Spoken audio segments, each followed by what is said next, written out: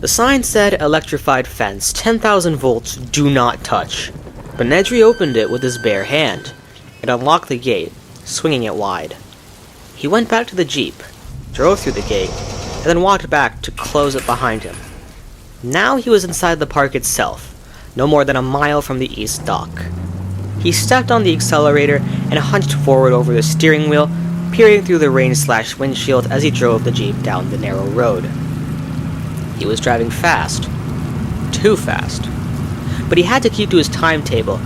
He was surrounded on all sides by black jungle. But soon, he should be able to see the beach and the ocean off to his left. This damn storm, he thought. It might screw up everything. Because if Dodgson's boat wasn't waiting for him at the east dock when Nedry got there, the whole plan would be ruined. Nedry couldn't wait very long, or he would be missed back at the control room. The whole idea behind the plan was that he could drive to the east dock, drop off the embryos, and be back in a few minutes, before anyone noticed. It was a good plan. A clever plan. Nedry worked on it very carefully, refining every detail. This plan was going to make him $1.5 million, 1.5 meg. That was 10 years of income in a single tax-free shot, and it was going to change his life. Nedry had been damn careful, even to the point of making Dodgson meet him in the San Francisco airport with the excuse of seeing the money. Actually, Nedry wanted to record his conversation with Dodgson and mention him by name on the tape, just so that Dodgson wouldn't forget he owed the rest of the money. Nedry was including a copy of the tape with the embryos. In short, Nedry had thought of everything. Except this damn storm. Something dashed across the road, a white flash in its headlights. It looked like a large rat. It scurried into the underbrush, dragging a fat tail. Possum. Amazing that a possum could survive here. You'd think the dinosaurs would get something like that. Where was the damn dock? He was driving fast. He'd already been gone 5 minutes. He should have reached the east dock by now. Had he taken a wrong turn? He didn't think so. He hadn't seen any forks in the road at all. And where was the dock? It was a shock when he came around a corner and saw that the road terminated in a gray concrete barrier, 6 feet tall and streaked dark with rain.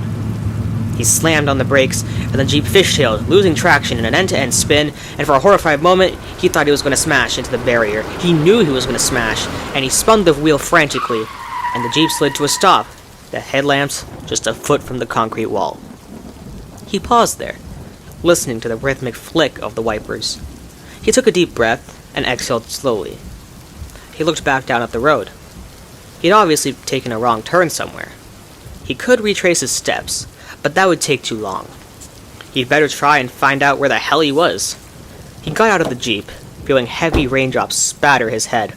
It was a real tropical storm, raining so hard that it hurt. He glanced at his watch, pushing the button to illuminate the digital dial. 6 minutes gone. Where the hell was he? He walked around the concrete barrier, and on the other side, along with the rain, he heard the sound of gurgling water. Could it be the ocean? Nedry hurried forward, his eyes adjusting to the darkness as he went. Dense jungle on all sides, raindrops slapping on the leaves. The gurgling sound became louder, drawing him forward, and suddenly he came out of the foliage and felt his feet sink into soft earth and saw the dark currents of the river. The river! He was at the jungle river! Damn, he thought. At the river where? The river ran for miles through the island. He looked at his watch again. 7 minutes gone. "You have a problem, Dennis," he said aloud. As if in reply, there was a soft hooting cry of an owl in the forest. Nedry hardly noticed. He was worrying about his plan. The plain fact was that time had run out. There wasn't a choice anymore. He had to abandon his original plan. All he could do was go back to the control room, restore the computer, and somehow try to contact Dodgson to set up the drop at the east dock for the following night. Nedry would have to scramble to make that work, but he thought he could pull it off. The computer automatically logged all calls after Nedry got through to Dodgson. He'd have to go back into the computer and erase the record of the call. But one thing was for sure. He couldn't stay out in the park any longer, or his absence would be noticed. Nedry started back, heading towards the glow of the car's headlights. He was drenched and miserable.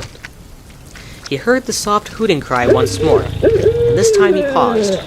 That hadn't really sounded like an owl, and it seemed to be close by.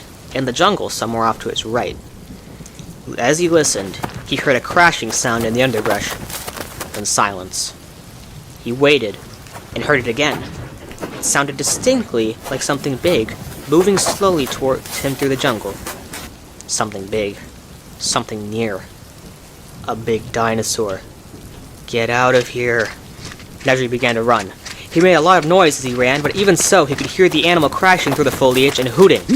It was coming closer. Stumbling over tree roots in the darkness, clawing his way past dripping branches, he saw the jeep ahead, and the light shining around the vertical wall of the barrier made him feel better. In a moment, he'd be in the car, and then he'd get the hell out of there. He scrambled around the barrier and froze. The animal was already there. But it wasn't close. The dinosaur stood 40 feet away, at the edge of the illumination from the headlamps. Nedry hadn't taken the tour, so he hadn't seen the different types of dinosaurs. But this one was strange looking. The 10-foot-tall body was yellow with black spots, and along the head ran a pair of red V-shaped crests. The dinosaur didn't move, but again gave its soft hooting cry. Nedry waited to see if it would attack. It didn't. Perhaps the headlights from the jeep frightened it, forcing it to keep its distance like a fire. The dinosaur stared at him, and then snapped its neck in a single swift motion. Nedry felt something smack wetly against its chest. He looked down and saw a dripping glob of foam on his rain-soaked shirt. He touched it curiously, not comprehending.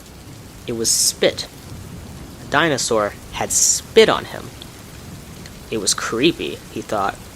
He looked back at the dinosaur and saw the head snap again, and immediately felt another wet smack against his neck, just above the shirt collar. He wiped it away with his hand. Jesus, it was disgusting. But the skin of his neck was already starting to tingle and burn.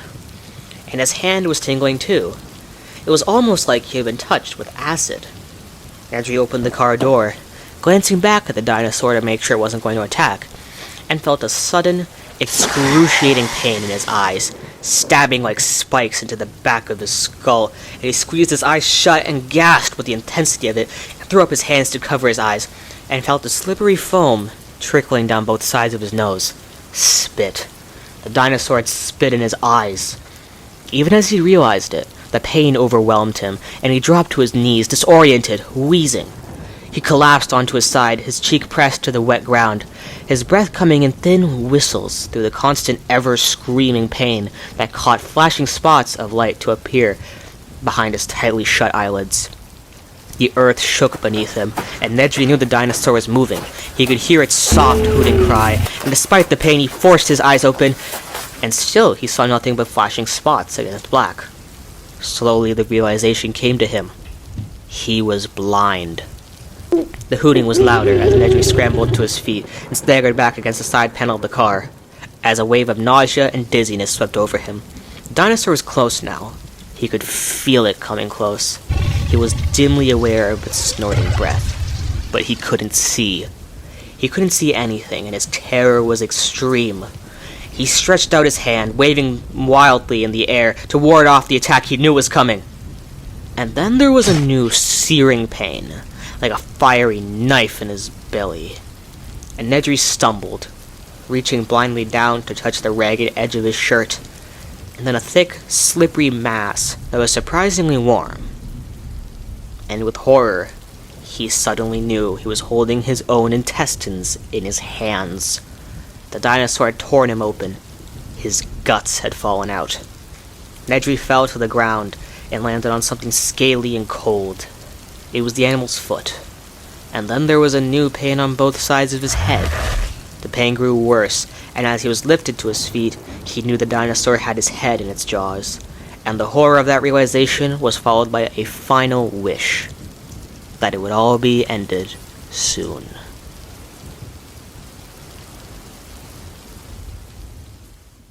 Okay, that was very dark. Let's put in the part that I cut out of my dog coming downstairs when I was recording. Hi. Did you have to interrupt my dramatic reading? And felt a sudden excruciating pain. No, stop! What are you doing? Hey, that's not what... No! You don't understand what I said. You don't understand English.